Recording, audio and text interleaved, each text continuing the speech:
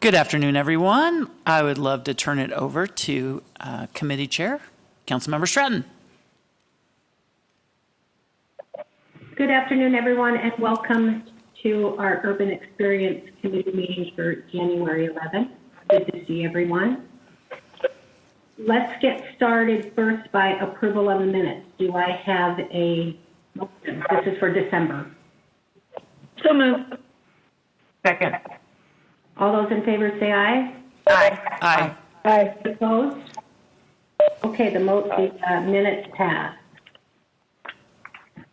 We are going to make a slight change in the discussion items on the agenda this afternoon. We are going to take the school district replacement levy first. I'm going to take just a point of personal privilege before I introduce Brian to get the discussion started.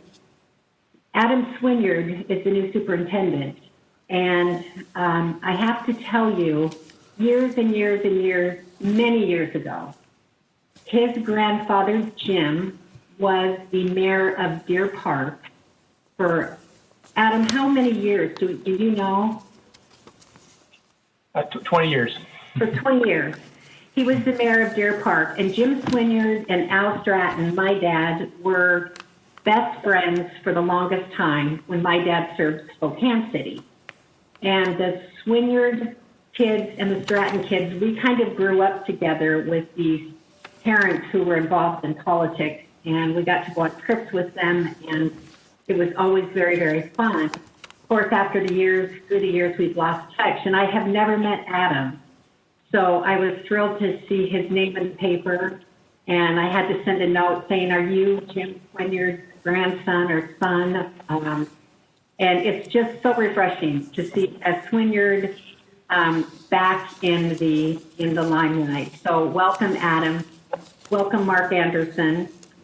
I will turn it over to Brian McClatchy, and if you want to get us ready for the discussion, go ahead. Great. Councilmember Stratton, thank you. My role here is going to be very brief, and that's simply to introduce Superintendent Swinyard and Mark Anderson from the school district to go through a brief presentation. The other little preface I wanted to raise is that Council has supported ballot measures as a body before. In fact, the last school replacement levy, the Council adopted a resolution as a body to support adoption. So this is not an unusual thing, and so it's important to the community to have the discussion. So Mark and Superintendent Swinyard, please take it away. I don't know how you're going to do your presentation. We look forward to it. Great, thank you very much. Okay, well, thank you so much, council members, for the opportunity to address you today. Council Member Stratton, it's wonderful to make your acquaintance and hear that connection. And we are here today to talk with you about the value and importance and the current state of Spokane Public Schools, and most specifically our upcoming Levitt Valley ballot initiative. As you are well aware, it's been an unprecedented moment for public education in the Spokane Public Schools District as we have worked to adjust and respond to the unprecedented COVID-19 pandemic. And since March, our educators are working harder than ever to support both the academic and the basic needs of our students, and to support them in every way they can and their families to navigate through this really challenging time. That includes providing over 100 meals since last March to our students and their families, deploying over 25,000 laptops and supporting their operation. Our educators have worked hard. It's been a Herculean effort to shift their practice, to learn new skills, new technology, to make the best of in-person learning during a pandemic, and to make the best of a virtual learning environment for our students. Our interest has and will always be to return our students back to our schools as soon as we can, based on the guidance of public health officials, and we've been steadfast in following their guidance every step of the way during the pandemic, and then we're going to continue to do so. And that commitment includes a long history of our district to follow the guidance and regulations of health experts And on any given typical day, that has always been the way we've approached our work to keep our students safe, both from a practical and a liability perspective. And we are committed to not starting the practice of picking and choosing which health guidelines to follow. We know there's been moments where that has frustrated open public school advocates, and we know that there's been moments where that's frustrated closed school advocates.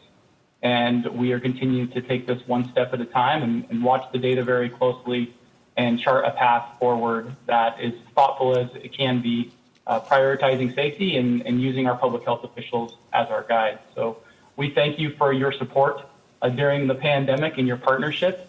And we thank you for your support pre-pandemic as well. You know, there have been a number of ways that we have worked together to provide our kids the best experience possible.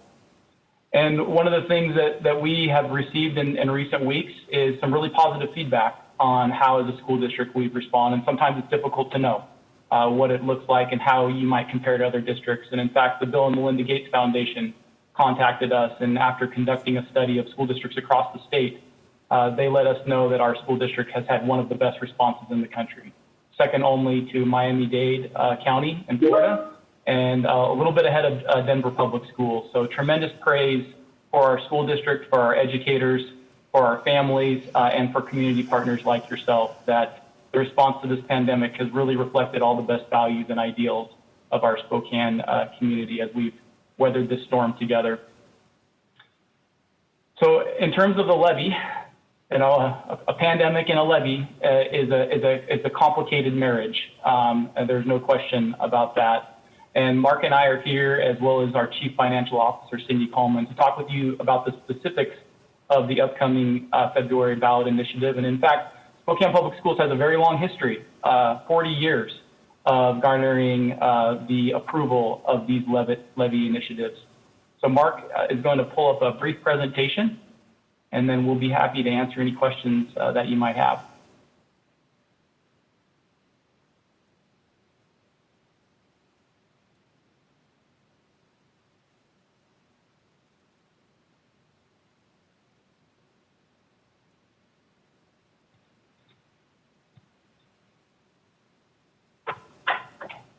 So to begin very briefly, we understand that you know full well the community and the composition of our families and our students, but we are in fact one of the largest employers in Spokane County. We're typically either the second or the third, and we have almost 30,000 students. We used to be the second largest school district in the state. We were recently eclipsed by the Lake Washington School District, but in Washington terms, we're a large district. And as you well know, we have a diverse community.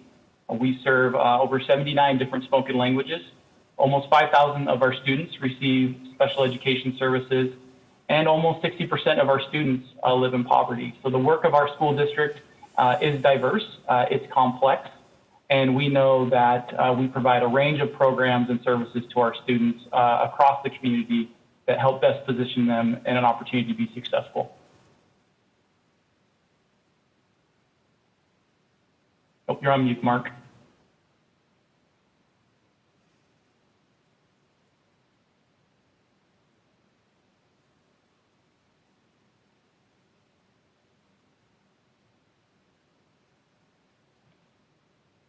Thank you, Hanley. Yeah, I'm going to present with Adam here as well. I think one of the other important things that I'm sure the council realizes is Spokane Schools, being one of the largest employers in Spokane, with our staff working and living here and owning homes, are a key part of the Spokane economy. That last bullet on the page about our partnership bond that we've had, you know, both the libraries and schools have been considered essential public services. So our construction projects of the new Shaw, Hilliard Library, Glover Middle School, the Hive Library out by Libby, which is a partner project, as well as finishing Lewis and Clark High School's addition and Wilson.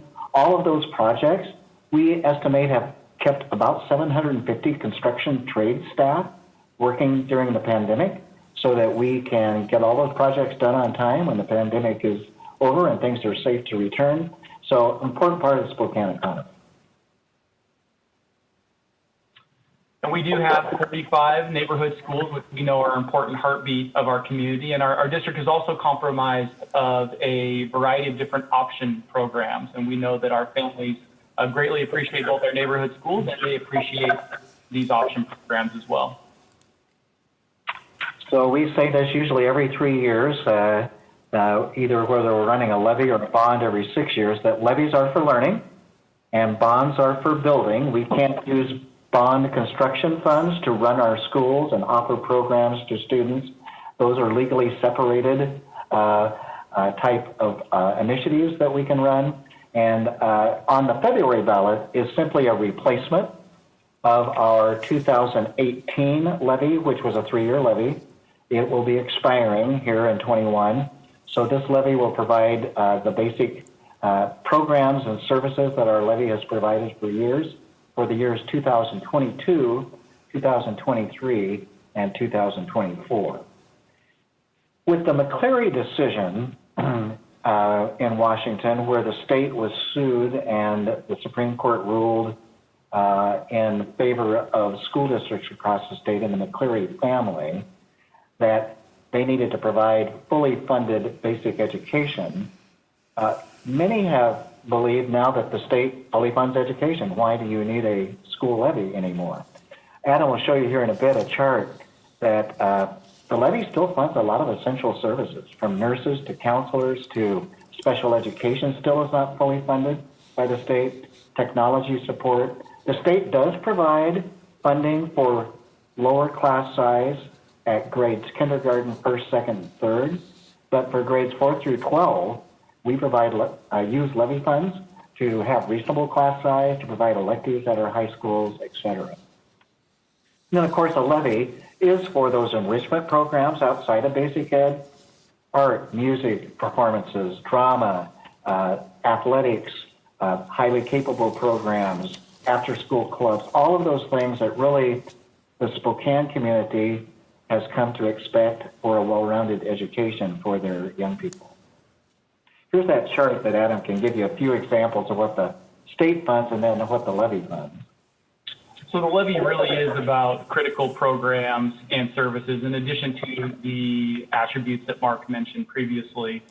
And these are programs and services that are a core part of our mission that we're obligated to provide, as well as programs and services that in some cases we're legally required to do so. Nurses are a good example. The state of Washington funds us for 5 nurses for 30,000 kids. As you can imagine, we have a lot of students with diabetic needs, with severe allergy plans, and we're legally required to ensure those plans can be implemented. Our local levy funds an additional 36 nurses in order to meet the need. You can see technology staff, counselors, office support, custodians, facility staff. School psychologists are another example. We're funded for 1 school psychologist for 30,000 students. We wouldn't be able to comply with federal special education law with 1 school psychologist for our entire student population. So the levy really is about critical services and programs. It represents over 350 employees, and our district would be unrecognizable if we didn't have local levy funds for our students. This is just a graphic showing you that the levy still is an important part of our budget pie, $64.6 million this year. As you'll see there, voters, what they saw 3 years ago for the last year of the 2018 levy, so this year, 2021, they saw on the ballot $52.7 million. You'll see underneath that, though, an LEA for $11.9 million to add up to the 64.6. That's state funding. Local effort assistance is the formal term, and it is a way for the state to kick in assistance to districts like Spokane, Eastern Washington districts, whose property values are below the state average. Property-rich Puget Sound, it takes Seattle School District a lot less tax rate per thousand to generate $64.6 million than in Spokane. So it's a way of kind of evening the playing field and providing assistance to the school district for their levies. And that goes into our levy portion of the budget pie, that LEA.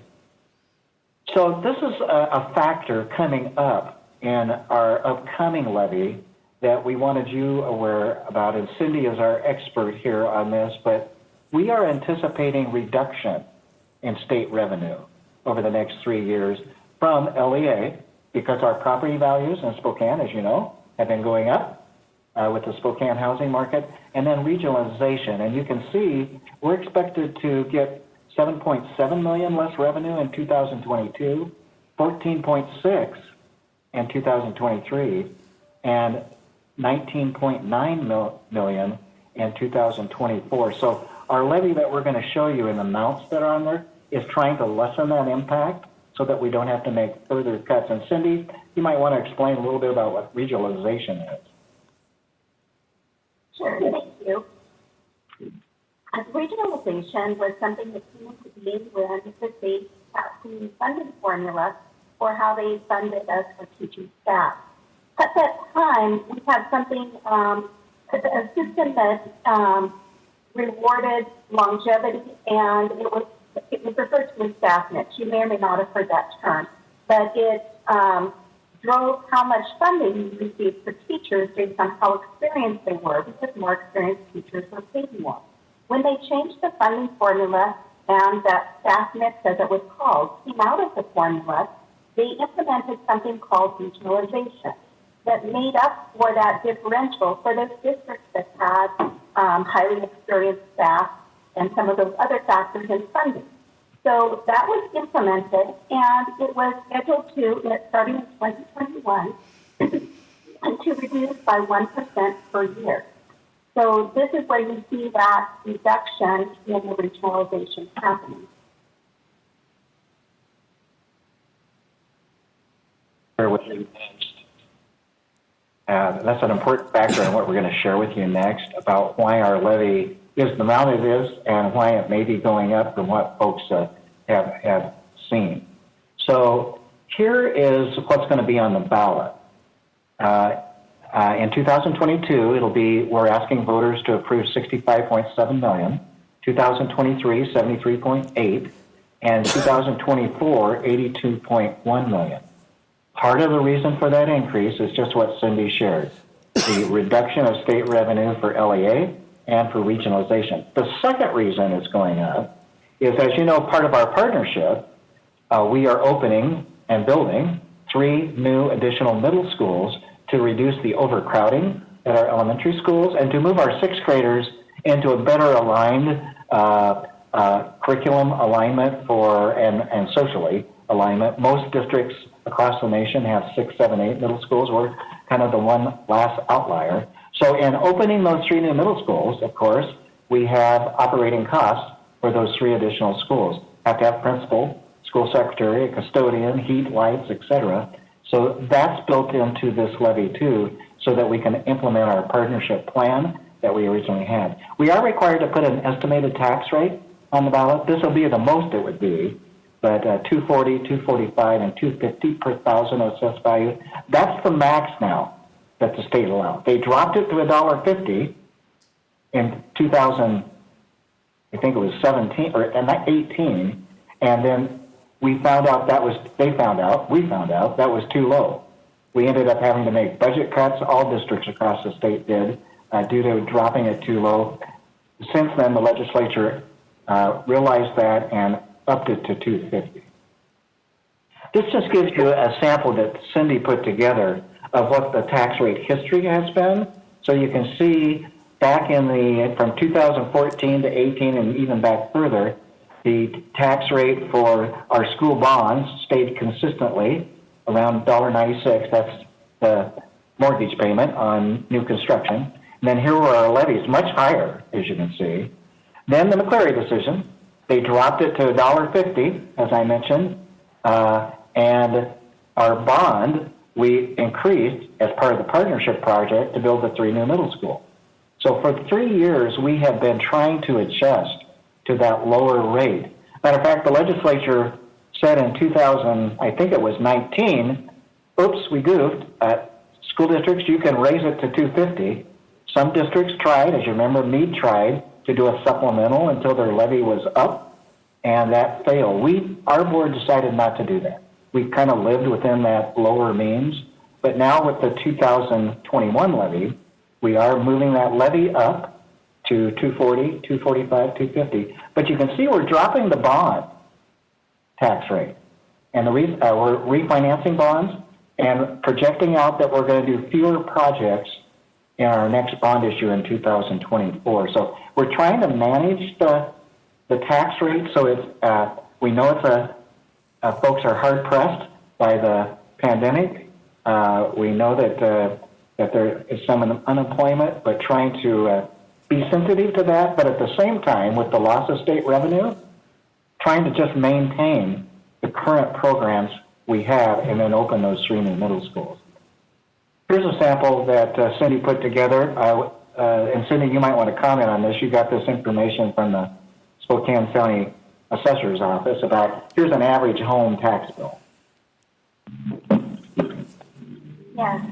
We were looking for what the average home value was within our district, so it was very relevant. And it's hard to guesstimate what the assessed value changes will be.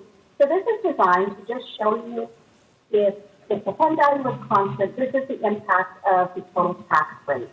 And this does not take into account the assessed value, but the changes in assessed value as you go across the region or across our community are very different depending on the neighborhood. But as you can see, when we're looking at this, you can see where you go from the 2021 estimated tax bill of $1,050 to the 2022 estimated that's on the ballot. You can see that the increase is just under $100 per year.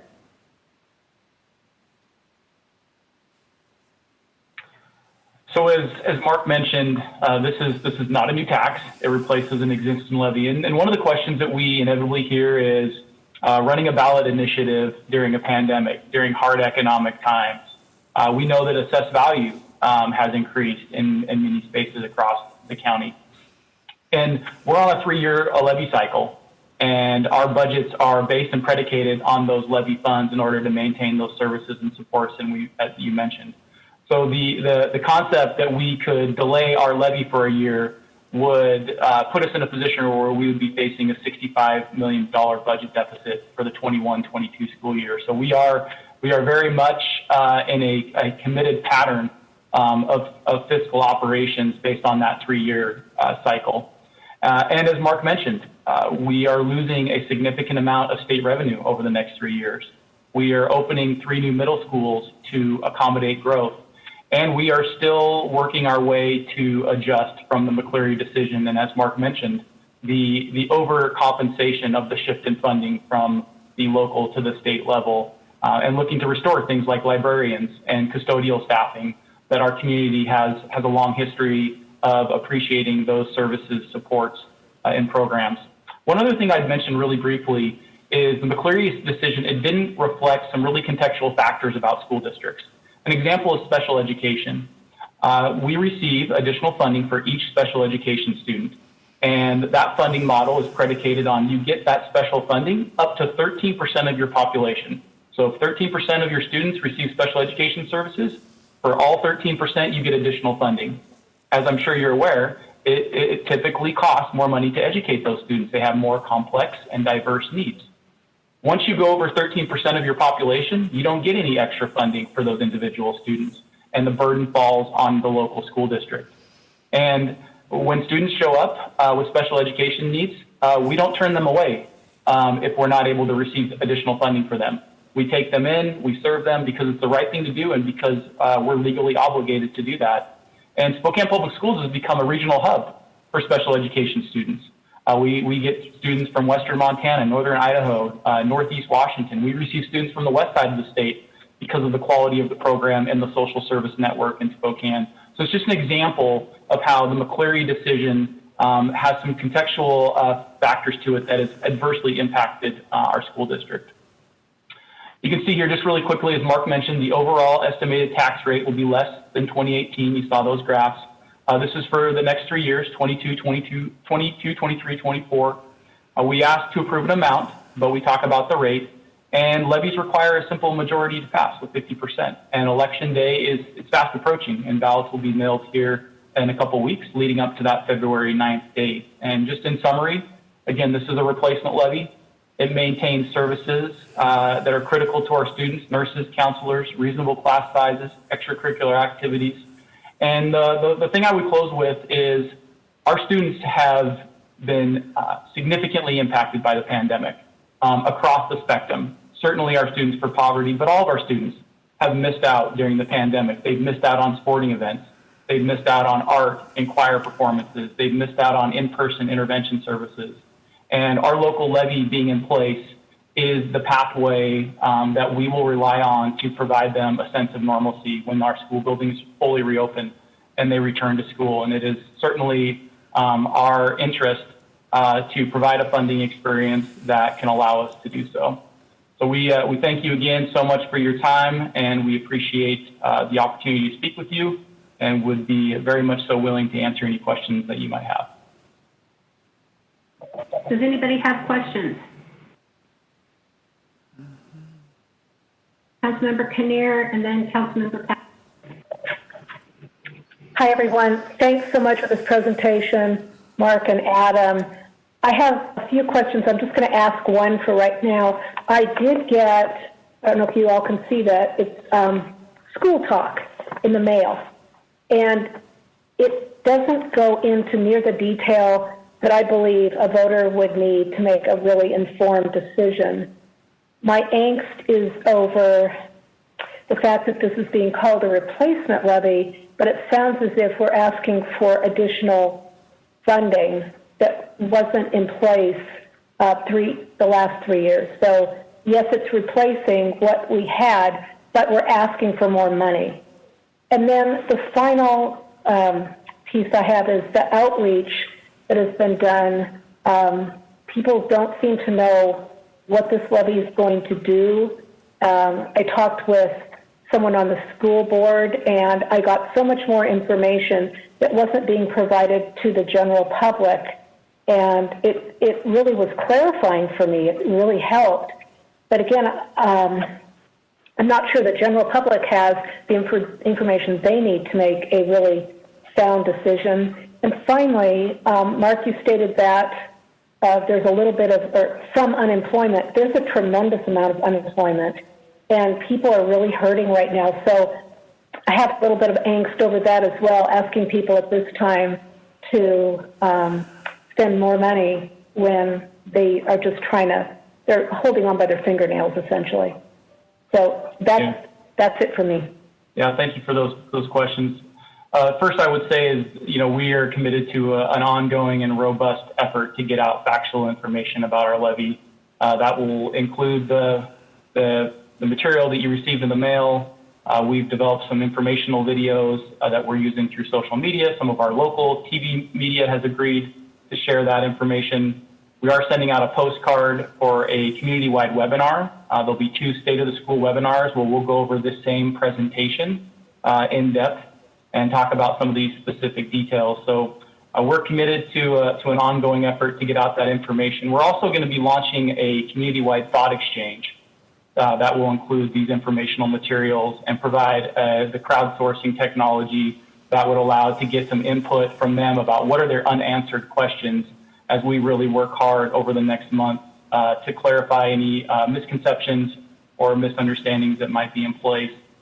And then in terms of the impact to the local economy, we absolutely recognize this is a very hard time, and we see and hear those stories play themselves out every single day. I would say that public schools is about a collective effort to support our families, and that our families do in fact receive a lot of services, intervention, counseling. Our students participate in after-school activities in lieu of some type of childcare scenario that would be costly to the individual parent. So certainly you cannot underscore the economic hardship of our community, but we do believe that the collective investment in our school districts addresses many needs that our families have that they may, in some cases, be forced to finance on their own to support their student. The other thing that I would say, too, is that our school district is a large employer, and our employees live, they work, they spend their money in our local economy, and this levy represents, as I shared, over 350 positions that contribute to the fidelity and the recovery of the economy. So, Mark, do you have anything you'd add to that?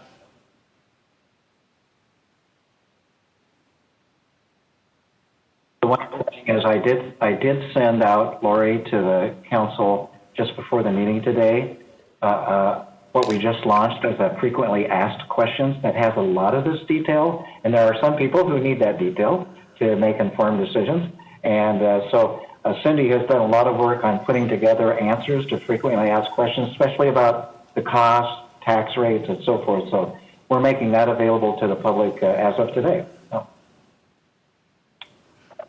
Councilmember Cathcart? Yeah, thank you. Thank you guys for the presentation. Superintendent, you mentioned the word missing out, and I think what really has been the most frustrating to me is the fact that it appears to me anyway that a significant percentage of our kids in our District 81 schools are missing out on education, the basic tenet of why we have the school district. And rather than finding ways to get them in the classroom and make sure that they're going to be successful this year and going forward, we decided to keep them home and then charge parents to let their kids enter the school building. I'm just hoping somebody can walk me through the logic behind that when other school districts in our area were able to find ways to get kids in the classroom. It was sort of anything but, it felt like, in District 81. And so that's a big question for me, is what was the logic behind that? And then also, if you could also discuss a little bit around the changes that are going on with resource officers in our schools and kind of what led to those changes and when those are going to be put in place. Sure, absolutely. Well, I would say that, fairly early on in the pandemic, when you're addressing a crisis, you're looking at what are the decision-making models and historical practices that have served your district well and kept people safe. And in our district, that has been a consistent commitment to follow the guidance and regulations of public health officials and not pick and choose which ones you should follow when it's convenient or not convenient. And that, in fact, the school district is not comprised of public health experts. We are comprised of educators. And when there have been issues about measles, when there's been issues about mumps, when there have been issues about how to clean our schools, how to ventilate them, how to follow other Department of Health guidelines and regional health guidelines, we have always historically followed those recommendations. And that's the way that we have kept our school district safe from both a practical and a liability perspective. Our health officer in the summer asked us to not begin the year with in-person learning at a large scale. We recognize that there were several school districts that didn't go down that path, but the vast majority of districts in Washington State did follow those health recommendations. And in fact, our school buildings have been open since the beginning of the school year. We've been serving students in special education programs, students in ELD programs. We've been serving students in small groups. Really overall, with the predicated guidance of wanting to watch really closely what the impact is to the community and what the transmission rate is inside of our schools. Over the course of the fall, as that data has accumulated, both our former public health officer and our current health officer has validated and supported this approach and has encouraged us to go slow, cautiously, and methodically. In December, the Department of Health released updated guidelines to reintegrate our students. We immediately have pivoted to begin putting that plan into place and return those students back as quickly as possible. We certainly recognize there are pro-open school advocates and there are closed school advocates. And there are times that I have received many angry emails from pro-open school advocates saying that we're making a horrible decision following the guidance of public health officials. And there have been times where I've received a high volume of emails from closed school advocates, very angry that we're following the guidance of public health officials. So we recognize this is a polarizing topic. We've done everything we can to have a thoughtful approach, an approach that isn't based on subjective opinions by those that aren't qualified and trained to make those. So absolutely recognize and appreciate your perspective and your concern. I would say that our educators have done an incredible job serving students. We've monitored data very closely in terms of kids signing on. We're marking attendance. We're watching how many live sessions they log into. We're watching how many assignments they complete. We're watching how many messages they enter into the chat. And that data is showing that we are having a high percentage of our kids that are engaging. Now, is this a substitute for in-person instruction? Absolutely not. And we're going to get our kids back as quickly as we can. I do think that the recognition from the Gates Foundation demonstrates that we have done an exceptional job continuing to educate our students based on not just a city perspective or a state perspective, but a national perspective. So Spokane Public Schools recognizes that not everyone agrees with our decisions, but what they can anticipate is how we're going to make those decisions. And we're going to make public health decisions based on the guidance of public health officials. In terms of our campus resource officers, safety has obviously been an ongoing topic of conversations both in our school and across the country from some time. That really germinated from the tragic events in Columbine in the 90s and has continued on as we've seen a variety of issues surface about the best ways to keep our schools safe. And we have engaged in an ongoing community discussion around the best way to serve our students and our staff and to make sure that our buildings are safe. We're currently engaged in a negotiation process with the Spokane Education Association regarding our model for safety. But what I can tell you from that process, although it is ongoing, that there will not be a reduction in the safety staff that are assigned to our schools. And in fact, we will continue to have an investment of staff assigned to safety to our schools. Their role, their responsibilities, their training, those are the things that are being closely evaluated based on research and based on the input that we have received from the community. If I could just one last thing. So I appreciate that you guys have been looking at that data. My office had asked for some of that data regarding the 2019-2020 school year and how successful logins were at that time, and we never got a response. So I'm glad to hear that the data is being collected and looked at. And then I would also just add that a concern of mine with regard to the resource officers is that those resource officers are probably one of the best tools we have for recognizing when one of our kids is perhaps getting involved in things like gang violence. And those resource officers can be frontline in terms of identifying that activity. And if we don't have those folks in place, we may be missing out, especially at a time when we are seeing a huge uptick in violence in our community, a huge uptick in drive-by shootings.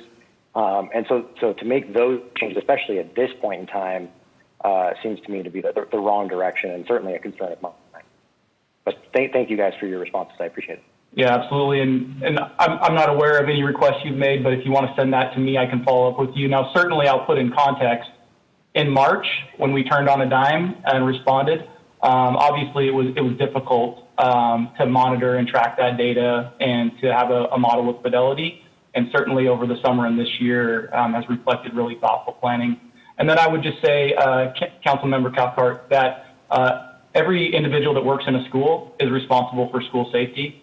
Every individual in a school should be responsible for understanding the warning signs for mental health, for potential criminal activity, potential gang activity, and just overall wellness. And so our focus moving forward, again, is we won't be reducing staffing focused on safety in our schools.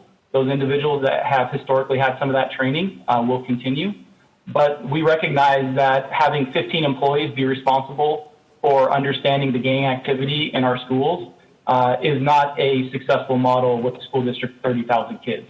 So I think what you will see from the school district moving forward is a more comprehensive approach to understanding wellness, mental health, and engaging kids, talking with them, building those relationships, and understanding when there might be signs that there could be some type of risk factor. Okay, we have we're going to allow one more question, then we got to move on. Councilmember Wilkerson. Thank you, Adam and Mark, for coming today. A lot of people have asked me, well, why don't we just wait for the legislature that there will be money coming from the state to backfill this gap? I'd like you to answer that, but I also want to state that what Councilmember Cathcart and Peter said was true. However, just personally, if this does not pass, it will only disenfranchise the marginalized people and disadvantaged even further going in. And as a grandparent, I am not personally willing to risk that something else might come along. So I remind myself that I'm going to need those people to take care of me when I'm old, and I would like them to be educated when they do. So the question about the legislature and what your expectations are from them. Cindy, would you like to speak to that? Sure. At this point, we know at the state level that there are budgetary challenges due to the pandemic as well. And initial information doesn't show that there will most likely be a lot of additional state funding because there are a number of requests for that money. And so there are some requests that school districts have made. Things like enrollment is down in a number of districts, including ours, during the pandemic for a variety of reasons. There have been requests for some funding to support that type of piece that funds our teachers. The new money that people hear about is mostly the ESSER funding that is coming through the federal government that is assistance during the pandemic under the emergency declarations and for legislative approval. Those dollars are not coming to us without strings. Those dollars are coming with specific guidance on how we need to spend them. So it is not flexible money to use for anything. It is to be used for things directly as a result of the pandemic. So things that would be eligible, to give you an example, would be where we created the Spokane Virtual Academy, where we have students that wanted an online option that would be a year-round option for this school year, and they would not transition back to the school building at the time we could. Things like that, where it is something we've never had before, and it is purely a result of COVID. Those are the types of things that we use that money for.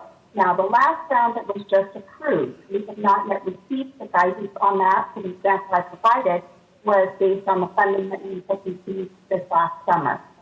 So, all in all, there may be some additional funding that comes, but it's going to be directed towards mostly things in response to the pandemic, and also addressing some of the learning loss that students may have having been in this remote environment.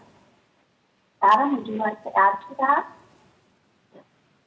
No, just that any additional expenditures that we receive, as Cindy said, are going to be earmarked and would not be of a substantive nature that would enable us to forego having our replacement levy in place for our students.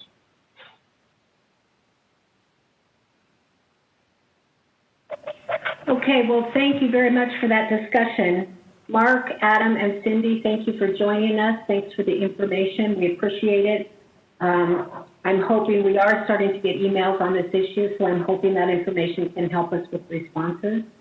And if anybody has questions, I would recommend they call Mark, or you answer. They could give you a call and continue questions. Yep. Perfect. Okay, thank you very much for joining us, and we will see you again. Hey, thanks very much. Thank you so much. Have a good day. Thank you. Moving on, Michaela Martinez, are you here?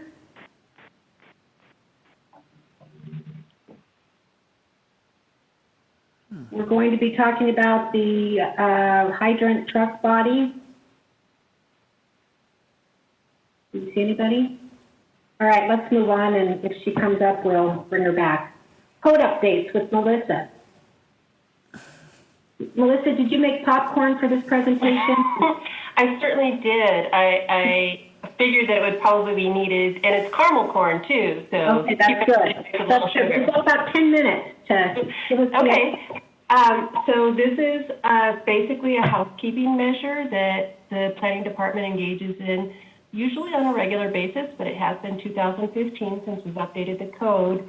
As a maintenance project, and it is necessary to do that. It makes it a little bit easier for the public to deal with if we correct problems that they've pointed out to us that are just housekeeping, and it also makes it easier for staff at the counter to help the public when we do that. So this is going to be broken up into phases. The last time we did it, it took about 2.5 years for staff to go through it, and to get it through council was a little over 50 different code maintenance items. So we're breaking it into phases. This is phase 1, and it is very basic.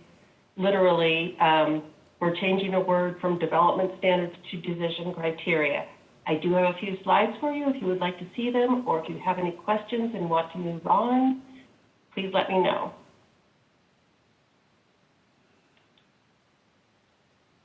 Let me just grab this in case you are willing to do this.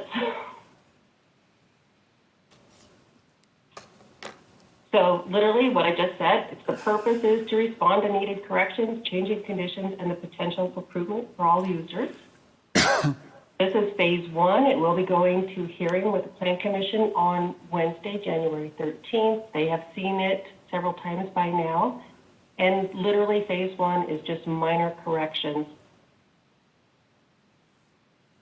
This is an example of what it looks like. As I mentioned before, it does impact several different titles of the code. And as you can see possibly here, development is being struck out, and design standards, which is a more accurate phrase, is what's being changed. And all 13 of the code amendments that we are proposing are similar in this scope. These are categorically exempt from CEPA because they're just improving our regulations in a way that doesn't impact land use or anything else like that. It's just correcting regulatory issues as far as words go.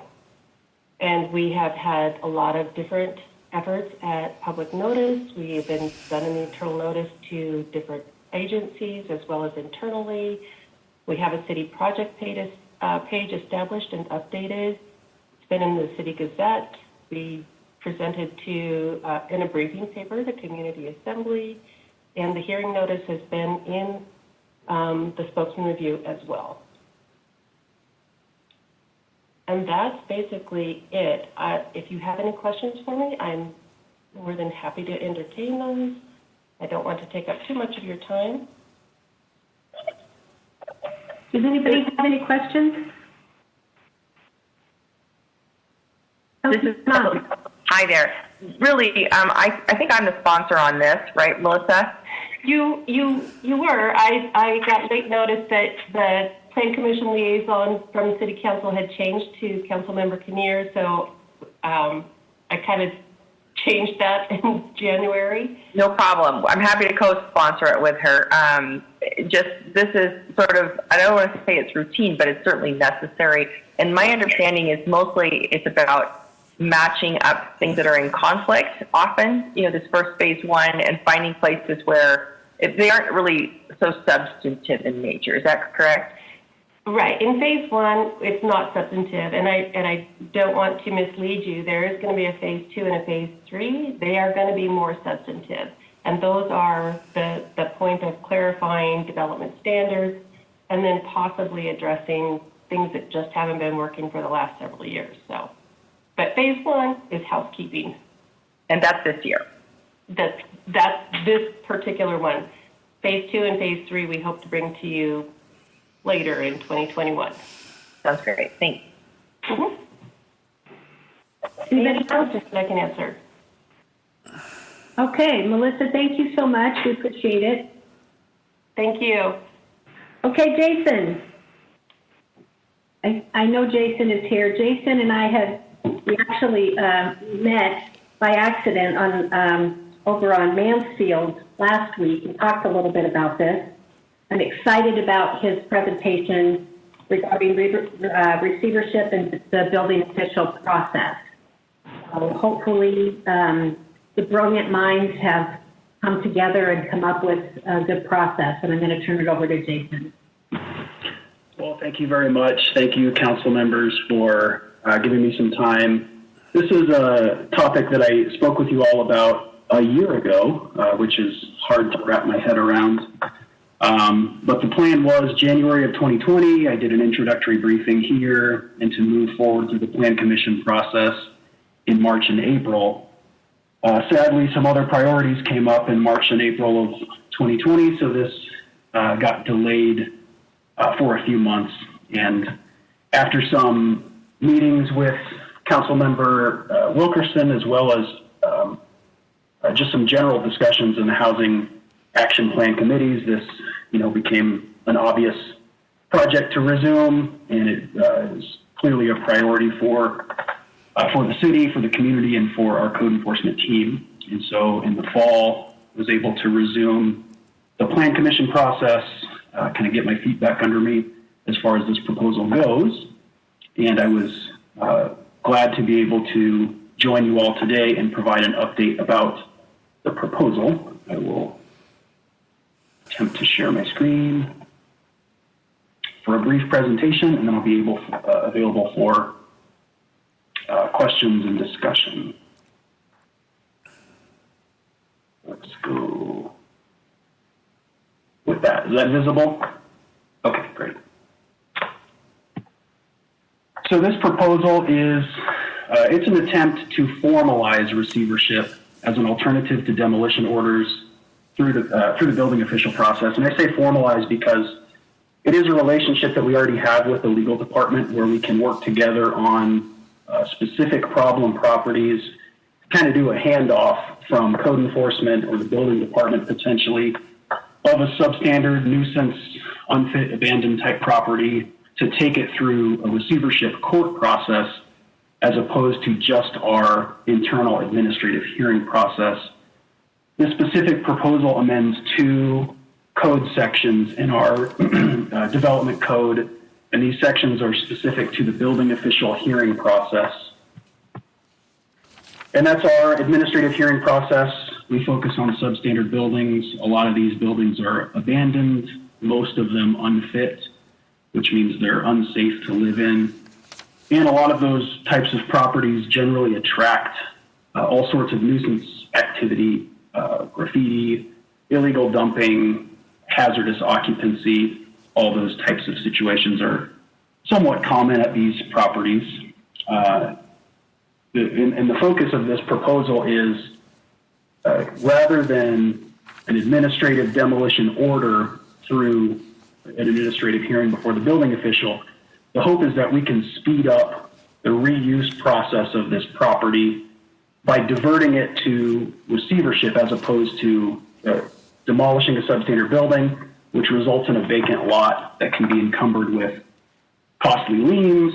And while we might remove that unsafe building somewhat quickly, we have a longer-term problem that we're trying to avoid, and that longer-term problem is unavailable housing units in underutilized lots.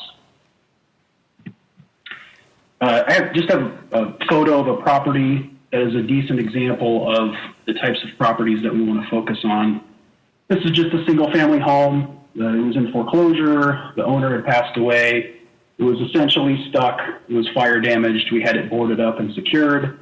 And we were going around and around with mortgage companies that couldn't make much progress on the ownership side of this because they had all sorts of legal hoops to jump through with the foreclosure. This property was ultimately demolished through the building official process due to a building official order. And at this point, this lot sits vacant. It has demolition liens in place. It's not an exorbitant lien or anything at this point, but it is a lien. And it is still in that questionable ownership state. It is still technically a foreclosed property, and it is still sitting there. And so I show this photo not to say that this house isn't a demolition candidate. It definitely is. It's incredibly damaged and unsafe, but rather to tell the story of while we removed the building, the lot still sits there. The neighborhood still has the same potential nuisance property while the structure is gone. And we don't really have control over that property other than removal of the structure. Each property is going to have a different timeline. I had a question at one of the Plan Commission meetings of how long can a property sit like this? How quick can we resolve these situations? And the truth is each property has its own ownership history. It has its own substandard conditions, and all of those things can require different priorities, different processes. So it's hard to say a specific timeline.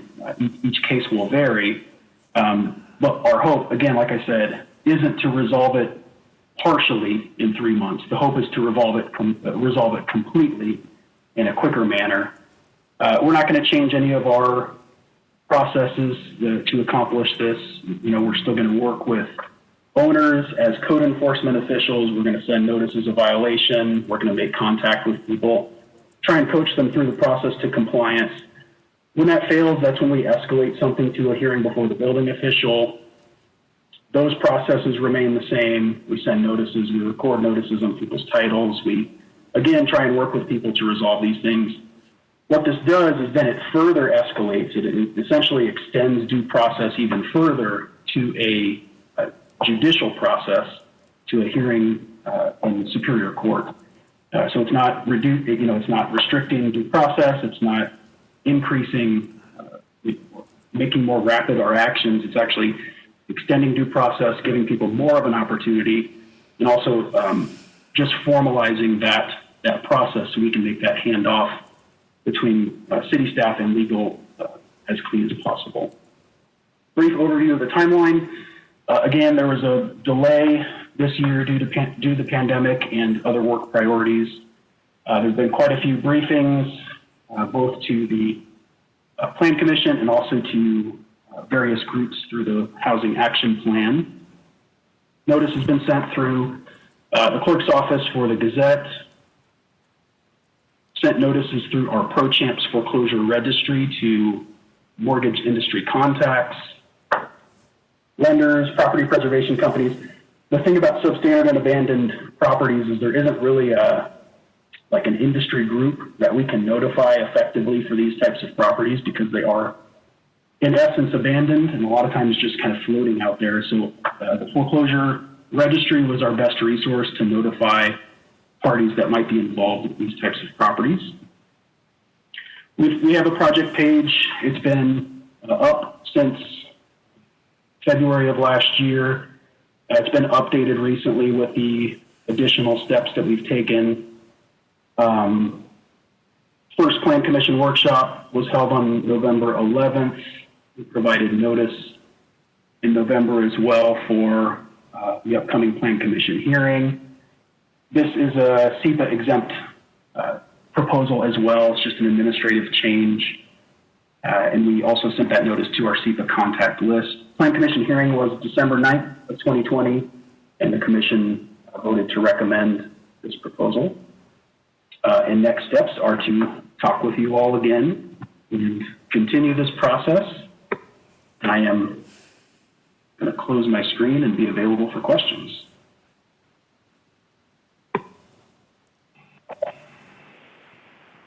I do, while it's in my head, can I ask a quick question? Yes. I know that the process that I was familiar with, working with the West Central, some of those West Central homes, and then another one of the issues was that sometimes the banks hold the note on the house, but they sell them, and it can go to different banks, and sometimes they don't. It takes them a while to come back and say, yeah, we own the paper on this.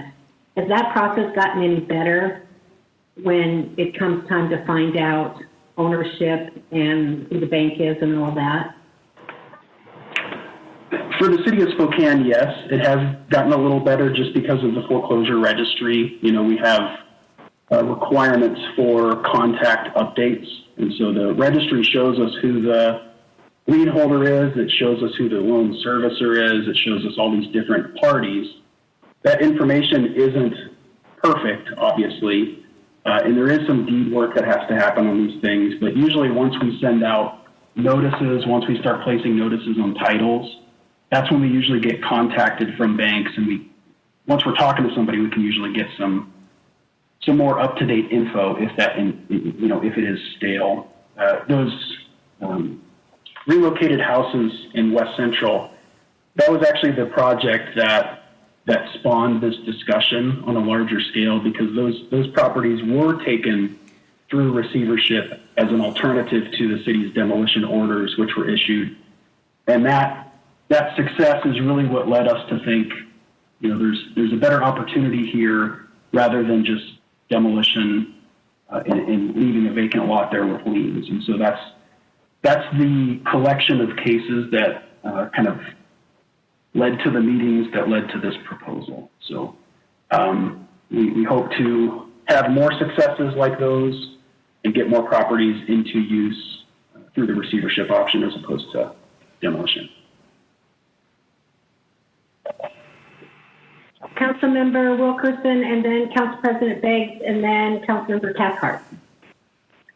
Thank you, Jason. My first interaction with you was people were asking me, where are all these abandoned homes in Spokane or zombie houses? And then Councilmember Mumm is always saying we have land in the city.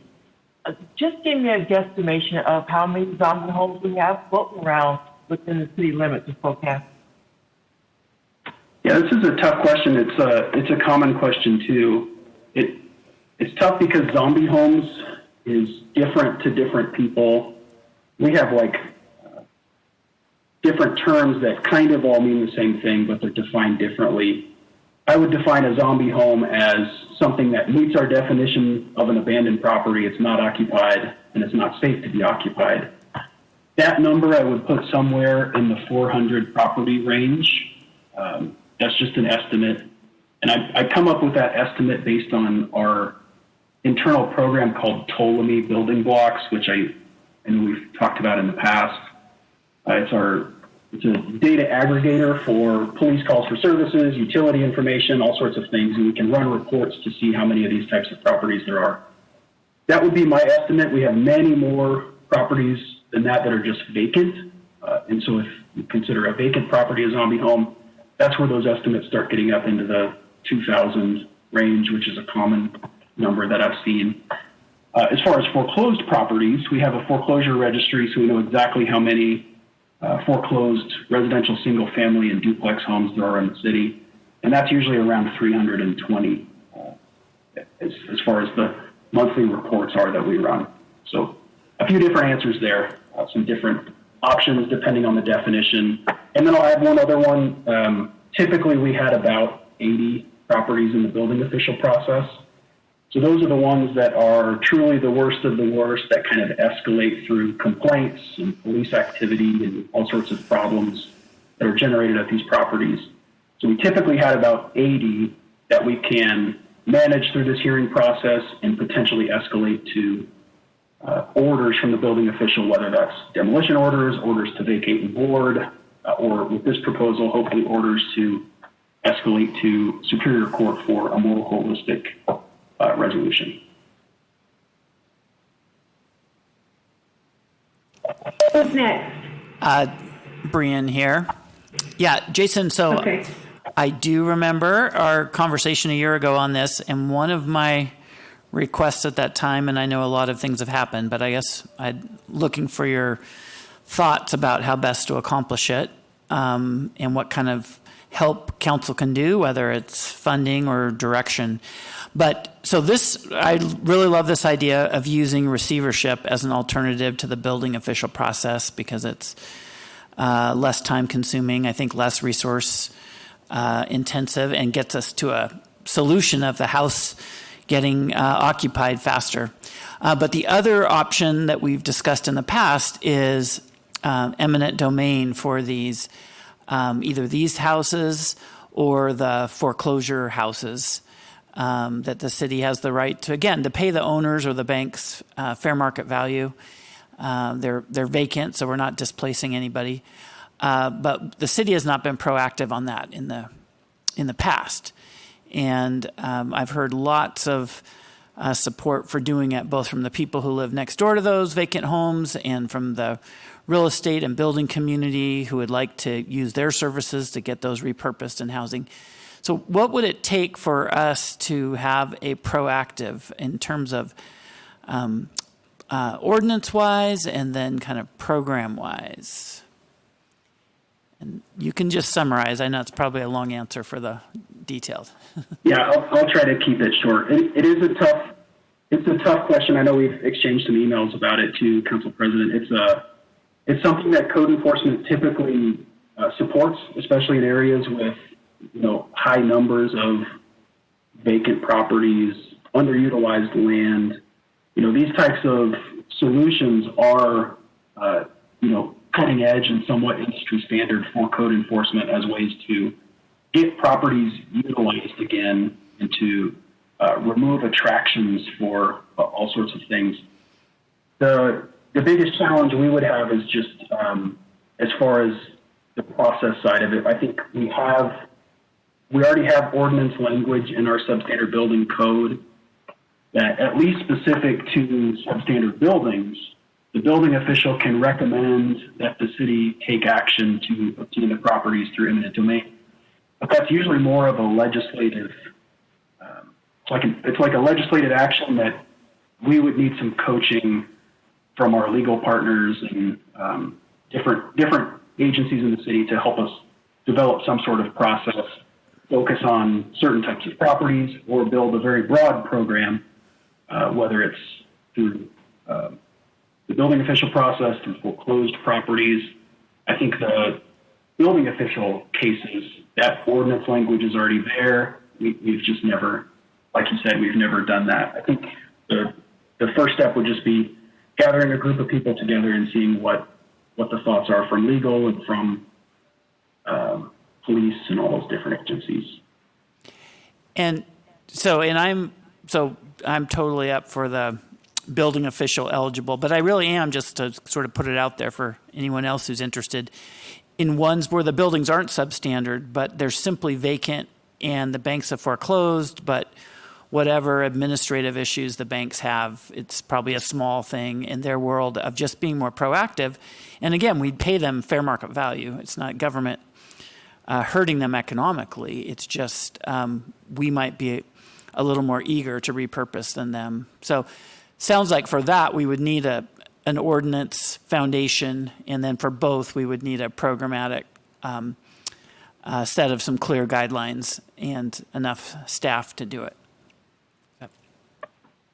Yes, and I'll make one other point. Some of the things I've talked about in the past over the years have been our foreclosure registry contract with ProChamps. This is actually the last year of that registry. And so we are going to need to have internal conversations about how we want the registry to work, what types of properties we want to monitor. And there might be some ordinance changes needed there too. So it could be good timing with city staff too, as far as that contract expiring and either having to go out to RFP for a new agency or a different type of registry. All of those things are upcoming discussions. Oh, that is great. And also, I'm reminded that I think we're going to be participating in a potential study on creating a land bank for the city coming up in the near future, and this would kind of fit into that, where those properties could go in. Anyway, I will defer now to Councilmember Cathcart. Thanks. Actually, that was very similar to my question. I guess I will just take it a little further or down a little bit different path. If there was a program like that established, I would certainly be interested in it. I'd want some strict sidebars as far as process and communication and all of that goes. But what I'm wondering is, could a program like that also apply to nuisance properties, the drug homes, the crime homes that we know about that get repeated calls by neighbors and things like that? Could those fall under this type of program to acquire those properties as well? I think it could. I know Matt Folsom is the city attorney who manages the chronic nuisance properties and the situations like you're referencing with drug activity and a lot of police calls for service. And typically, at least at this point, they route all of those properties also through receivership as opposed to eminent domain. And they do that just because they have, quite a few steps they have to take in their cases. The NROs send notices of violation to property owners. They, the same way code enforcement tries to work with people and offer voluntary compliance. And then they try to resolve as many at a lower level as they can, and then they escalate the few that can't be resolved to Superior Court. So I think their mechanism for those types of properties right now is receivership also. But I know Matt Folsom would have some additional information on what might be needed if if the eminent domain option was possible as well. Okay, thank you. And definitely when we have future discussions, we might want to have Matt Folsom involved in those. It's helpful. Anybody else? Okay, Jason, thank you so much. Thank you for everything you do. And you're out there every day working hard, and we appreciate you. Thank you all very much. Garrett Jones, speaking of working hard. Garrett, you're up. Good afternoon, Council. Thanks for the opportunity just to present a summary around our winter activation this past winter. With COVID looming around us and it's in our everyday lives, we really wanted to take an extra effort to make sure that we're able to provide some positive activation for our citizens. And here's just a great summary of a few of those and how we're going to move and continue this momentum in the future.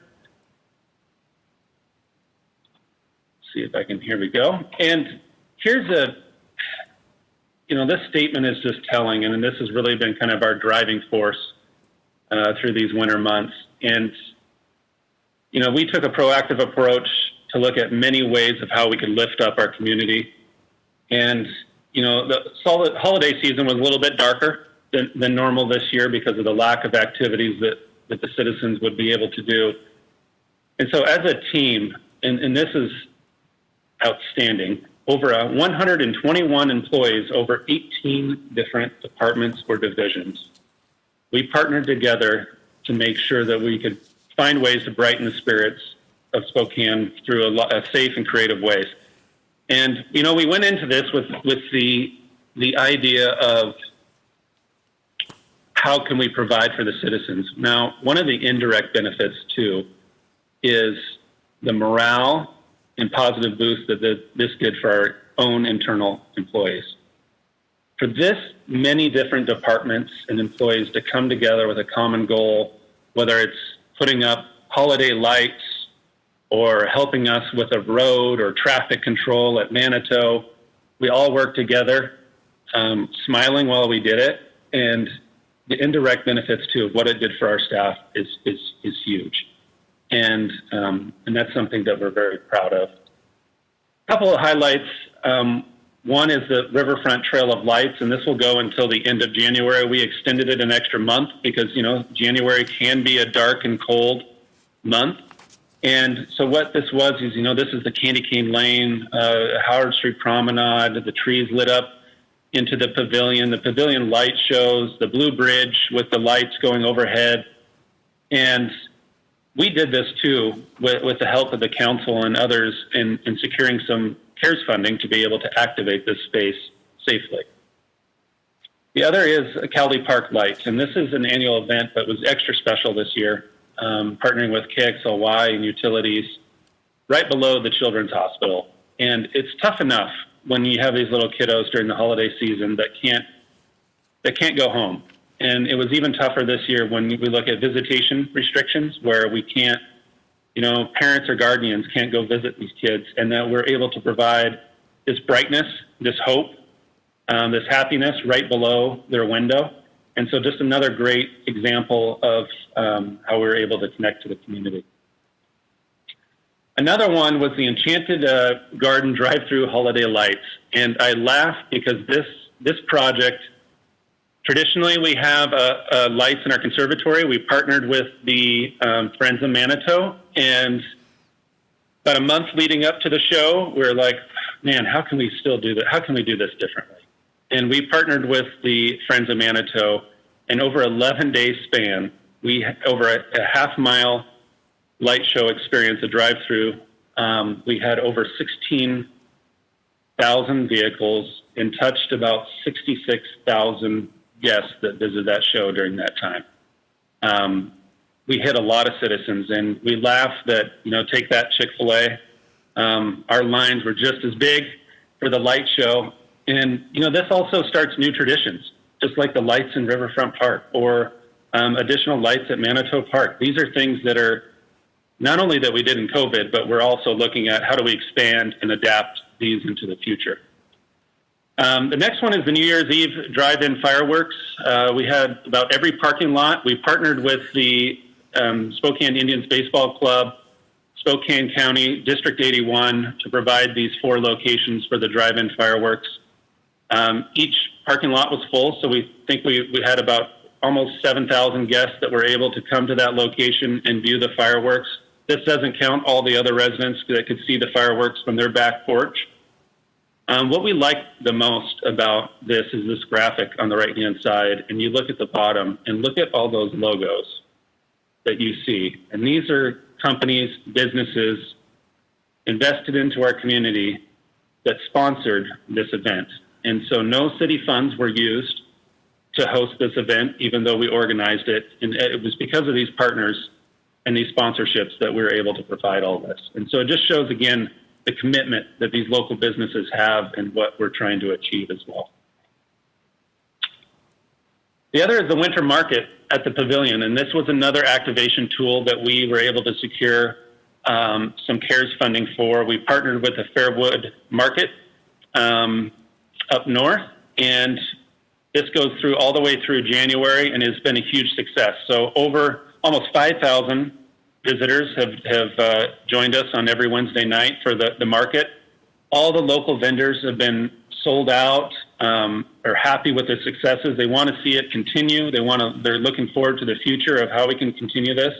So it's, again, these small little businesses that gives touch points, and we were able to provide a safe opportunity with all the other lights and everything else to come down into Riverfront Park and then be able to invest back into our small local businesses. The next one is the Downtown Spokane Great Holiday Giveaway. This was also a CARES funding ask that we did and we were successful for, is that we partnered with Downtown Spokane Partnership. We were able to purchase over $20,000 of gift cards to local downtown businesses, and then through a giveaway, so if you came to the Winter's Market, you could sign up and win a $20 gift card. We were able to use our activation at different businesses and our events to be able then to invest back into our local restaurants and local retailers. Another big one for us, when we talk to our partners and stakeholders is, there's a lot of guidelines out there for what is safe, working with our health district. There wasn't no guidelines that said this is how you should operate an ice ribbon. But we made a commitment to find a safe way to open up this facility this year. And we were able to partner with the health district on different capacities. We were recently been able to take that 37 capacity per hour to 50, which has helped us a lot. We have operational procedures. We have cues on the ice ribbon with different colored zones. So spatially, if you have a group of 5 that we ask you before that next group goes into that different color, you just give them space. So it visually gives you cues as well. And even though you might not skate or use this facility, just knowing that it's open, there's music, there's people going around, there's activation there, that helps this positive spirits as well in this community rather than just having a facility stay dark. And 2, on the recreation side, being able to adapt, we're able to provide a ton of different winter activities this season, from cross-country skiing to snowshoe tours, hiking, private family tours. Our therapeutic recreation program has been a huge success. We partner with Mount Spokane to be able to provide kiddos and adults the opportunity to learn how to ski. We had over 50 volunteers sign up to this winter to help us out. And then also virtual programs like family game nights, happy hour game nights that you're able to sign up and log on, and our staff administers these virtual game nights that you can, at your comfort of your own home, be able to participate in. And to kind of cap it off is we're committed, we really focus around the holiday season, but we really want to focus too around the rest of the year. January, February, March, April, we're kind of in the lull months right now. So how can we continue this motivation moving forward? How do we modify our core services? And right now too, how do we align our programming goals to target physical and mental and behavioral health? we're really tracking the trends right now in how this pandemic is affecting our mental and physical health, and how can we respond to that? How can we work with our providers to provide programs that can help that? It's almost like a program, doctor's orders. Go out and, we're prescribing you to go out and join us in one of our recreation programs to really help generate that diversity and being able to do things again. And also continue to promote and partner with our local businesses as times change, different phases in that economic impact. Keep that hope alive, keep that partnership alive to really provide what we can do well in Parks and Recreation is we can provide the platform for these businesses to be able to succeed. So we want to continue that moving forward. And again, it's all about partnerships. Couldn't thank our teams enough and the other departments and divisions that help make all of this a reality, and the council support as well. And with that, I'd just take any questions. I can't see everybody, so if you have a question, jump in. No questions? I'll just say thank you, if I may. On behalf of my parents who are in their 80s, they really enjoyed the drive-through. That was a real highlight for them. They grew up in Spokane, hitting those famous Christmas tree streets on Cortland and Glass, and, all those years of going to different neighborhoods, but it was really special for them. And my family was able to watch the New Year's fireworks out our back of our house. So even if there weren't any parking spots, there were places you could be to see it. So what a great idea. And I actually found out about that on one of those partners' websites when I was doing some banking. So having that partnership really was very collaborative in that, they were promoting that the city was doing this. So that was great. Thank you, Candace. Garrett, as always. Oh, Betsy, go ahead. I was just going to applaud Parks Department because it was a season like no other. But I'm looking forward to new traditions on those lights. That bridge was just magical. So thank you to everyone who participated in that effort. And Garrett, thank you. I appreciate your energy. You're always hopeful, and you've got great energy, and you're very committed, and I appreciate it, and I think the community especially appreciates it. So thank you for all your efforts, and please thank your staff as well. Will do. We have the best staff in the world. Yes, you do. Yes, you do. Okay. All right. Shauna Harshman, we're going to talk about the Citizens Transportation Advisory Board. Thank you, Councilmember Stratton. And today we're actually going to have Mr. John Dietzman, who's going to present. He is the chair of the CTAB. John, do you want me to share my screen for you? Let me go ahead and see if it'll work. Okay. Yeah, the recommendation for the residential street maintenance plan for the next 2 years includes 23 chip seal projects that were selected from a new matrix, priority matrix that includes 331 projects that are planned over the next 15 years.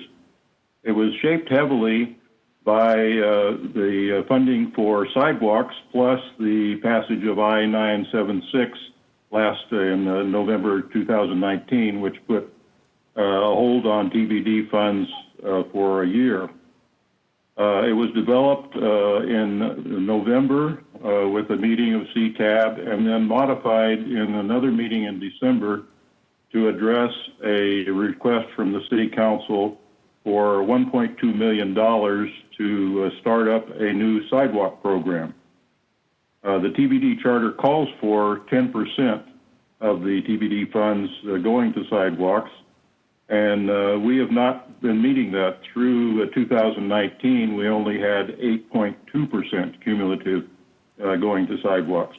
But this new request for additional funding catalyzed a detailed analysis of where we've been on sidewalk funding and came up with a surprising conclusion that we're doing a lot more than we really recognize.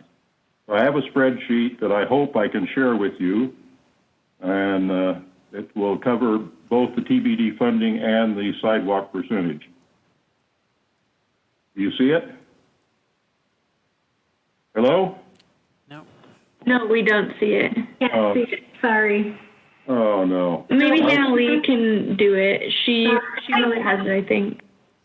I am primed and ready to share. This is Shauna. Okay. Go ahead. This is going to be awkward because I was going to use my mouse to show you things. But all right, let's start off with the TBD funds. You'll see down there it's highlighted in yellow. There's 3 blocks, and through October of 2019, we've had $2.6 million that had been collected, and that went on hold and went into escrow for $462,000 for the rest of 2019. Most of the next year, the 3.2 and 220, was also held in escrow.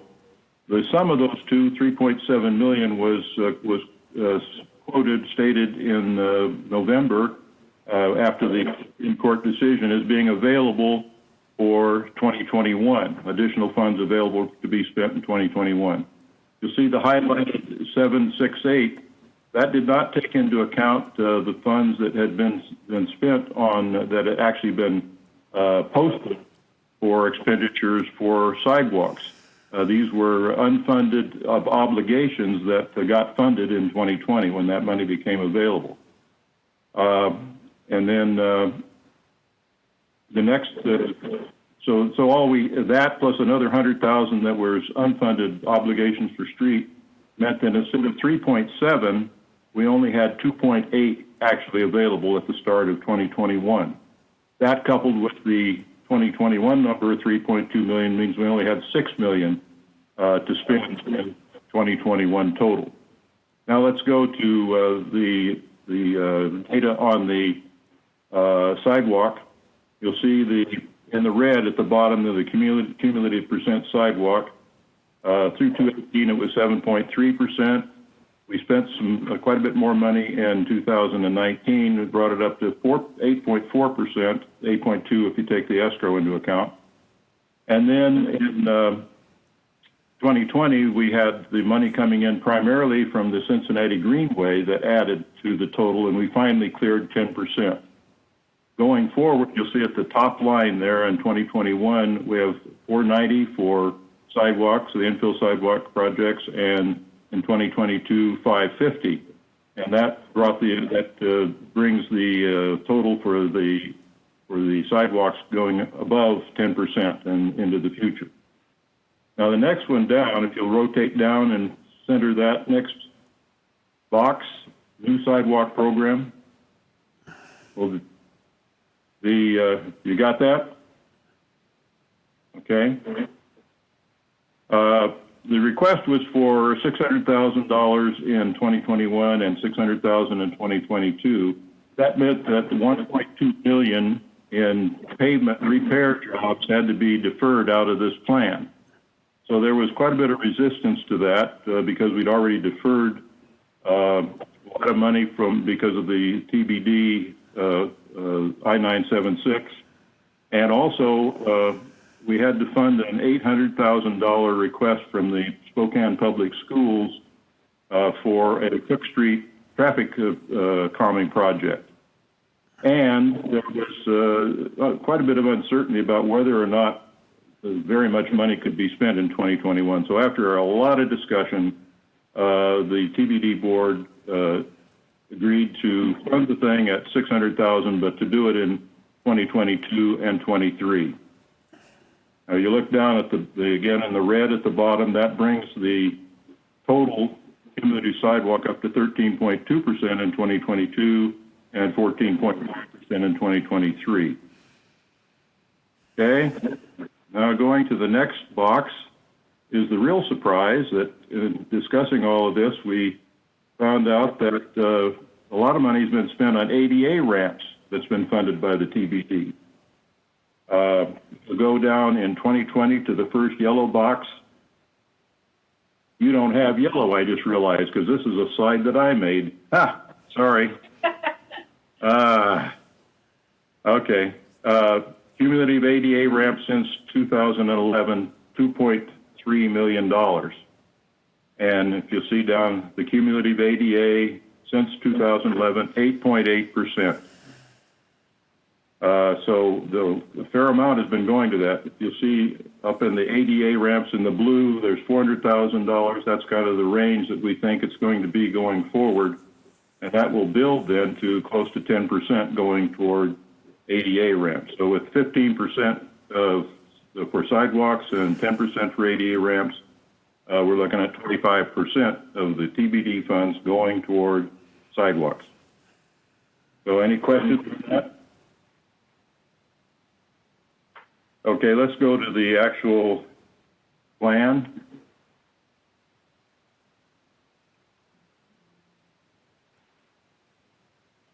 You got that up?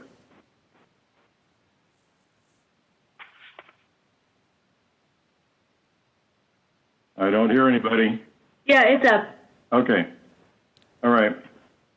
I'll go into more detail on how we selected these projects when I present this to the TBD board later on. But in general, we use a new matrix that ranks all the projects using the pavement condition index, PCI, the age of the pavement, and additional points if it's on a bus route or a bike route.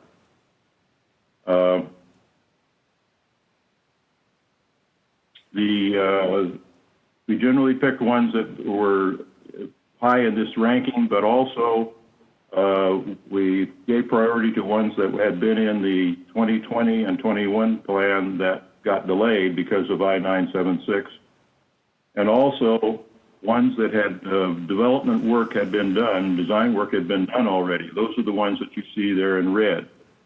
So that's how we selected those. You'll notice where there's chip and grind, and chip seal is an application that is used on roads that are in fairly good condition. So you'll notice that the matrix numbers are lower for those projects, 4.5 in District 1, 6.3 in District 2, 4.8 in District 3 for the chip projects we had for the year. So in general, those are going to be lower as a group.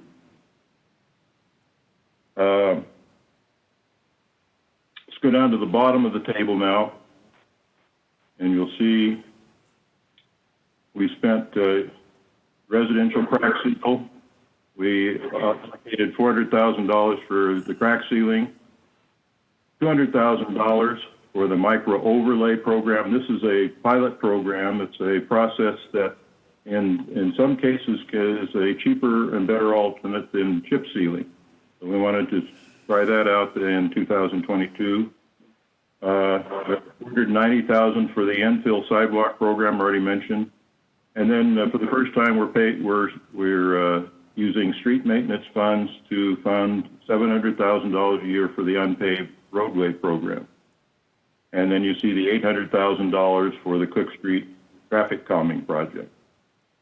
Total of $7 million. You see the $6 million in TBD funds, $2 million in street maintenance funds that come in every year. Total of $8 million. We spent $7 million, so we had $1 million carryover into the next year. The next slide, you go down, is the map. And you see the red are the grind and overlay projects. The purple are the chip seal projects. Now, going back up, I should have mentioned that you notice that the division, the District 1, District 2, and District 3 have roughly the same expenditures, and that's one of the criteria that we've used in making our plans. But you'll see, if we go now to 2022, have you got that up? Yep. Okay. You'll notice that we originally had that balance, but when we had to take the $600,000 out to fund the new sidewalk program, it had to come from someplace, and we chose a chip seal project. And we chose a chip seal project that was the lowest of the three that had been planned for 2022. You'll see the 4.5 at the top on District 1, a 5.4 on District 2, and the one we kicked out was a 3.6 matrix, and that'll go into 2023. And going down, you'll see, again, we had at the summary there $400,000 for crack sealing, we had to knock out the micro overlay because in the original meeting we had only $500,000 in for the unpaved roadway program, and requests came in to bring that back up to $700,000. So that's how we got it, by delaying that $200,000. And then you'll see the $600,000 for the new sidewalk program, and another $600,000 will be in 2023. So total, we used up all the money. We had $29,000 left for the 2 years. And then the map, you can show that. And that's our proposal for the 2021 residential street maintenance program. Any questions? I can't see anybody, so if you have questions, just jump in. Hey, John, do we know where those sidewalk projects are going to be exactly? We do for 21 and 22, and I don't have those readily available, but I just can't remember. But yeah, those are very well defined. That's exactly how that amount of money was picked, because we have grants also, 50% grants on the one in 2022, and I can't remember for 2023. So half the money is coming from a federal or state grant, and that's one of the things that drives that amount of money, is that the projects need more money now for grant for matching funds for grants. It's a little frustrating to see. I think once again the southern part of our city gets more investment than the north part, and so I'm just hoping there's a bigger piece of those sidewalk investments that'll be going in on the north side of our community. Yeah. I wish I could pull that up right away, but I don't have it available. Perhaps Shauna could send it out. Yeah, I'll send it out to you. Okay, perfect. And I know one of those big projects, Councilmember Cathcart, is the Driscoll project. Yes, that's it. And that's one of the larger ones. And I believe there is another in District 1. Perhaps I'll send that out, or I'll have John send that to me and send that out. Yeah, Driscoll is definitely the one that's the first one. So let's go real quick to Lori and then Kate, and then we'll have to finish this up because we've got one more quick report. Thanks. Okay. I don't want to forget the $800,000 that we put into the Cook Street area. That is in District 1. I think I get a little tired of always being pointed at as District 2 gets everything, nobody else gets anything. And the TBD board the CTAB board has made a special effort to make sure that this has been parsed out fairly. Pitting one neighborhood against the next is not productive. So I'm cranky about that, and I think we need to be more productive. Yeah, we have made a very strong effort on the grind and overlay and chip seal projects to balance that out between the districts. We keep track of that, and the 6-year plan, the total plan you'll see that comes in will be closely aligned. The sidewalks, I can't attest to how those have been distributed. I just haven't looked at that to see if they've been spread around equally or not. But I will do that if there's an interest in that, sure. John, thank you for that response. Kate, did you have a question?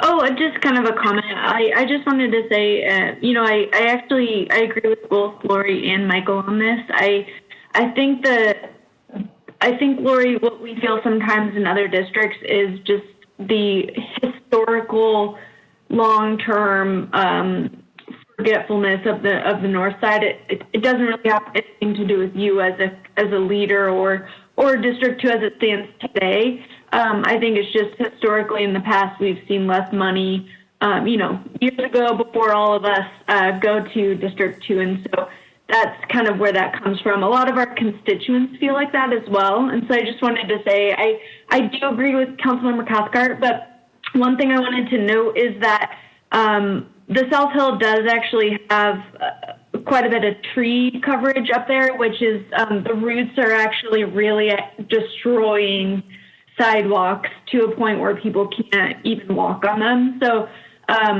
so there is a really big issue up there. I'm not saying there isn't one in District 1, but I just wanted to say that, you know, John, thanks for all your work on this. And I know that you guys are doing the best you can to try to bring in equity, and also like the dire needs is probably a really difficult, thing to try to come up with. So I think we're all kind of right in that, you know, people in District 1 definitely do feel like they've been left out. And as council representatives, we feel like we really need to advocate for our community, but also, we don't want to pit each other against each other because we're kind of all in this together. So, but anyway, John, thank you so much for the update, and I really appreciate this. I know Council President has been working on this project, and it's really great to see it kind of come to fruition. So thank you.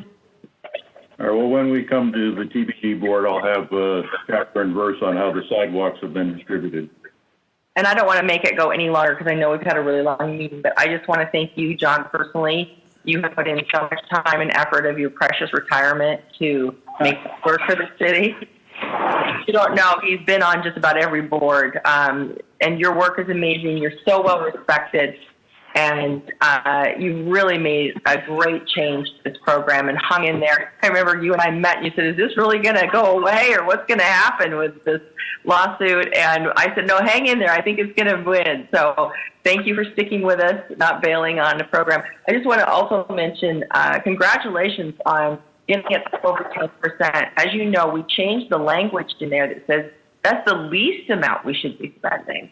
And so for us to go to 13, 15%, that's great.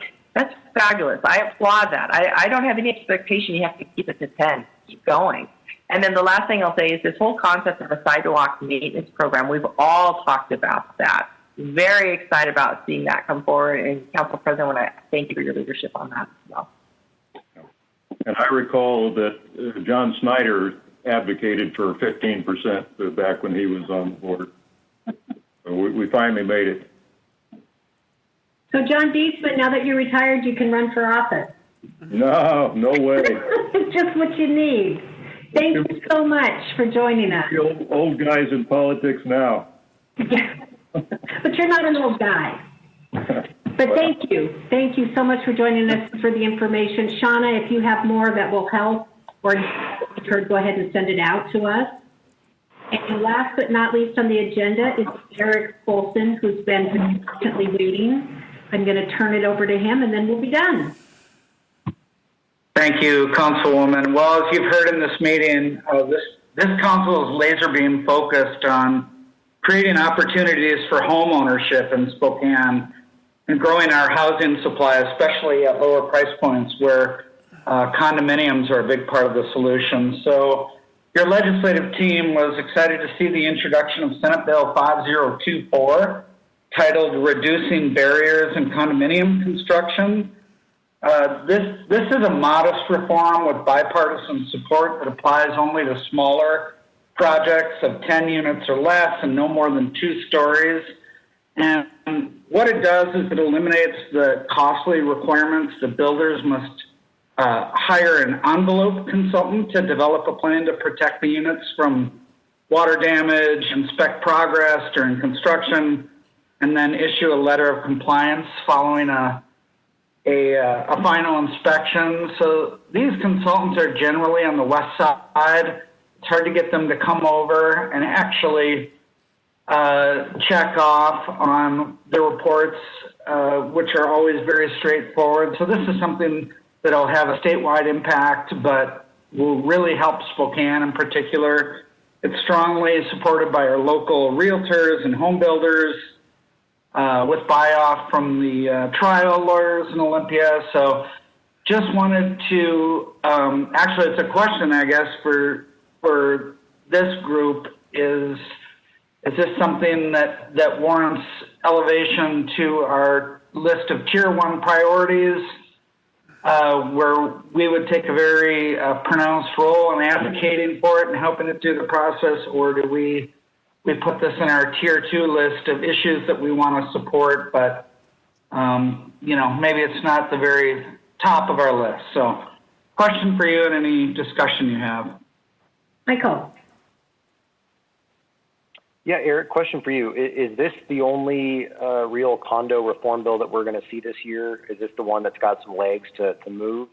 Or will there be some others that are worth being supportive of as well? I just think this is only going to address kind of a very small piece of what needs to be addressed. And I wouldn't want to waste a lot of political capital on it if there's some better options that'll do more. But just looking for your input. Well, what we've been advised by our lobbyists is this is probably the most viable piece of legislation because it's not very sweeping.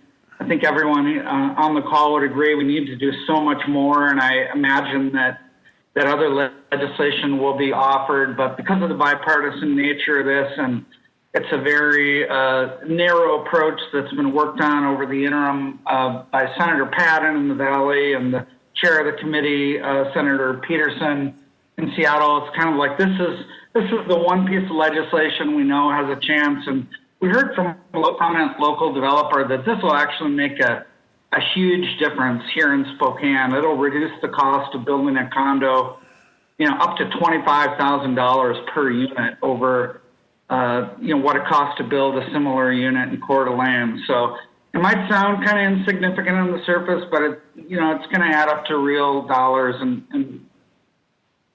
it's an important change. There's just more needed.